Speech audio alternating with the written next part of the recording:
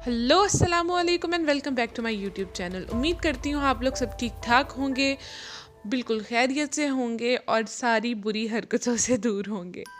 और अगर आप न्यू हैं तो मेरे चैनल को सब्सक्राइब कर दें, बेल आइकन को प्रेस कर दें ताकि आपको मेरे चैनल की वीडियोस की नोटिफिकेशन फ़ौरन मिल जाया करे और आप मेरे पहले व्यूवर बन जाया करें, जो कि मेरे लिए बहुत बड़ी बात होगी।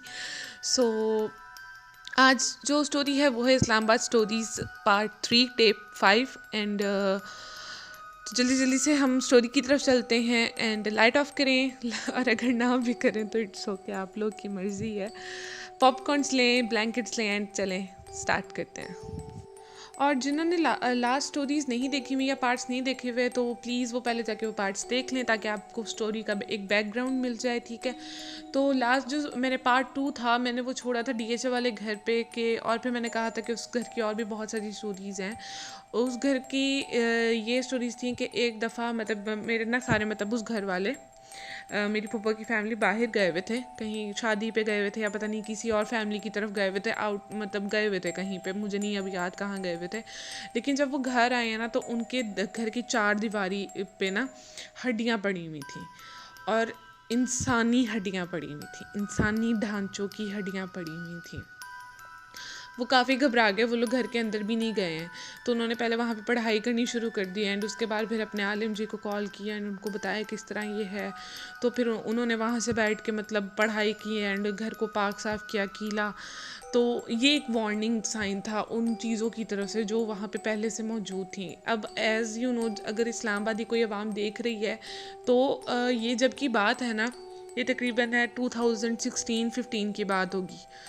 तो 16, 15, 17 तो तब डीएचए कोई इतना ख़ास बना नहीं हुआ था। आसपास मोस्टली उस घर के ना प्लॉट ही प्लॉट थे और वो कॉर्नर वाला घर था, बहुत माशाल्लाह प्यारा घर था लेकिन हॉन्टेड था। कॉर्नर वाला घर था, उसके इस साइड पे उसके मतलब लेफ़्ट साइड पे भी प्लॉट था, राइट साइड पे भी प्लॉट था, मतलब गली के उस साइड पे भी प्लॉट था, सामने बिल्कुल पहाड़ी थी एंड बैक पे भी प्लॉट था ना।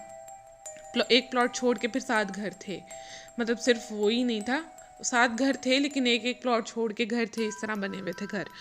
तो बहुत कम घर थे और वो जगह बहुत हॉन्टेड थी। और डीएचए की तो डीएचए नहीं, खैर बहरिया की तो कुछ आप लोगों ने बातें भी सुनी होंगी कि उधर के जो वो मुजस्मे हैं वो रातों को चलते हैं। अब मुझे स्टोरी की हकीकत नहीं पता तो इसलिए मैं वो चीज़ डिस्क्लोज़ नहीं करूँगी आप लोग के साथ जिसकी मुझे हकीकत नहीं मालूम। लेकिन ये जो स्टोरीज़ मैं आपको सुना रही हूँ ये बिल्कुल 110% रियल है, क्योंकि ये मेरी फैमिली मेम्बर्स के साथ हो चुका है। हम लोग उस घर में जाके रह के आए हैं और हमने भी वो चीज़ें महसूस की हैं। उस घर में आप थोड़ी देर के लिए भी अकेले नहीं बैठ सकते थे, आपको खौफ उठता था। और यकीन करें हम लोग घर से बाहर निकलते थे ना, मतलब माइंड बहुत रिलैक्स रहता था और मतलब सर में दर्द नहीं होता था, कंधों में दर्द नहीं होता था। घर आती थे, घर एंटर होती थी तो सर भारी, कंधे भारी और अजीब सी बोझल तबीयत। अगर किसी का मतलब हॉन्टेड घर होगा तो वो मेरी बात से मुत्तफ़िक करेगा। जब एक जगह हॉन्टेड होती है तो उससे बाहर निकल के खुली फ़िज़ा में हवा मतलब हवा ले में क्या बोल रही हूँ, मतलब खुली फ़िज़ा में जाने से आपको रिलैक्स फ़ील होता है, आपको पता लगता है कि आप कहीं नॉर्मल जगह पे आए हो। और जब आप वापस उस घर में जाते हो या इस तरह की जगह पे जाते हो तो आपको वो जो ईवल चीज़ें होती हैं, या ईवल अगर ना भी हों, जो चीज़ है इस तरह की जिससे अल्लाह ताला ने हमारा पर्दा रखा है तो उसमें कोई ना कोई बुराई तो होगी। तो उसमें कुछ ना कुछ तो होगा, कोई ना कोई कोई ना कोई तो वो हिकमत है कि मतलब जिस चीज़ का पर्दा रखा गया है। तो वहाँ पे जाके उनकी प्रेजेंस जब हमें फ़ील होती है तो हमारे जो हेल्थ होती है ना उस पर फ़र्क पड़ता है। क्योंकि मैं एक घर इस तरह के घर से आई हूँ जिसने हम पे बहुत बुरे असरार छोड़े थे। बहुत हॉन्टेड था वो घर एंड वो मैं आपको सुनाऊंगी, मतलब ये इस्लामाबाद सीरीज़ ख़त्म होने के बाद मैं उस घर की स्टोरी सुनाऊंगी। तो इस तरह हड्डियों का मिलना कभी कभार, मतलब उनके पास लोग भी आते थे क्योंकि मैंने एज़ यू नो मैंने आपको बताया कि मेरे फूफा जान और मेरी फूफो के पास इल्म था। अल्लाह मेरे फूफा जान को जन्नतुल फिरदौस में आला मुकाम दे।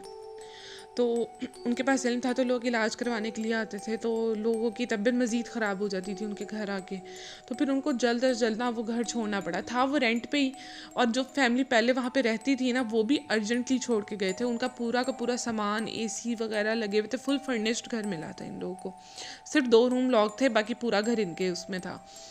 एंड वो लोग भी मतलब अर्जेंटली छोड़ के गए थे घर, बिकॉज वो घर बहुत हॉन्टेड था। वो लोग कराची चले गए थे, लेकिन जब उन्होंने देखा 2-3 साल बाद कि ये लोग तो इतने टाइम से रह रहे हैं, इन लोगों को तो कुछ हो नहीं रहा, अब अंदरूने खाते तो हमें ही पता होता है ना कि हमारे साथ क्या हो रहा है। तो उन्होंने देखा तो उन्होंने ये भी बोला कि नहीं, हम अपने घर में वापस आना चाहते हैं, एंड ये वो ना। तो इन लोगों ने कहा ठीक है, आप लोग आ जाएं, आप लोग की मर्ज़ी। खैर तब तक ये लोग कील चुके थे, वो जो चीज़ें थी उनका असर कम हो गया था, कम हुआ था, बट ख़त्म नहीं हुआ था। वो चीज़ें वहाँ से हट नहीं सकती थी, क्योंकि वो वहाँ पे मौजूद थी, वो उस पूरे एरिया में मौजूद थी। आप एक घर को कील सकते हो, आप पूरे एरिया को कील नहीं सकते हो। और अल्लाह ताला ने इनकी मौजूदगी रखी है, तो हम इनको हर जगह से नहीं हटा सकते हैं। उनका और हमारा एक साथ रहना ही लिखा है, और ये हमारे साथ ही हैं, तो इनसे डरने की कोई ज़रूरत नहीं होती तब तक जब तक कि आपको नुकसान ना पहुंचाएं। अगर आपके साथ शरारत हो रही है तो इट्स ओके, आप इग्नोर करें, आप आयतल कुर्सी पढ़ें एंड बस इग्नोर करें। मोस्टली मेरे साथ होती रहती हैं। एंड इससे मुझे एक वाक़या याद आता है, अभी रिसेंटली मेरे साथ हुआ है, जो कि मैं आपको अगली स्टोरी में बताऊंगी, लेकिन अभी सिर्फ हम इस्लामाबाद का जिक्र करेंगे। उसके बाद ये लोग अपने मीडिया टाउन वाले घर में शिफ्ट हो गए, मेरे पप्पा जान वाले। तो मीडिया टाउन वाले घर में माशाल्लाह कोई भी चीज़ नहीं थी, लेकिन हाँ उस घर में मेरे छोटे कज़न की शादी हुई थी। तो हम लोग ना मेहंदी वाली रात को ना ऊपर सारे छत पे कज़न बैठे हुए थे। तो तब तक ना जो उनकी बेटी थी, उनकी एक ही बेटी थी, फूफा जान और फूफो की, तो उन्होंने भी इल्म ले लिया था। तो वो भी इलाज करती थी लोगों का, मतलब इस तरह से रूहानी इलाज, और वो साइकोलॉजिकल इलाज भी करती थी, मतलब रेकी वगैरह एंड ऑल। माशाल्लाह करती हैं, माशाल्लाह करती हैं। तो उन्होंने ना, मतलब हमने ना ऐसी शरारतन उनसे बोला कि ना बताओ, मतलब अभी ना हिसाब करके बताओ कि इधर कितनी चीज़ें हैं।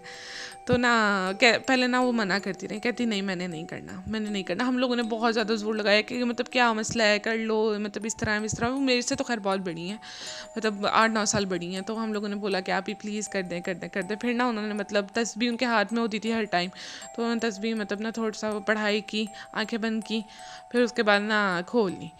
तो एकदम से ना चुप हो गई, मतलब उनके ना एकदम से एक रंग आ रहा था, एक रंग जा रहा था। तो ना हमें समझ लग गई कि कोई गड़बड़ है। हमने बोला क्या है, तो कहती कि कुछ नहीं, मैं नहीं बता सकती, मुझे इजाज़त नहीं है। और फिर वाकई में उनको इजाज़त नहीं थी, लेकिन उन्होंने देखा, और पता नहीं अब क्या चीज़ देखी थी, बट उनकी शक्ल से पता लग रहा था कि जो भी चीज़ देखी थी वो हमें बताने के काबिल नहीं थी।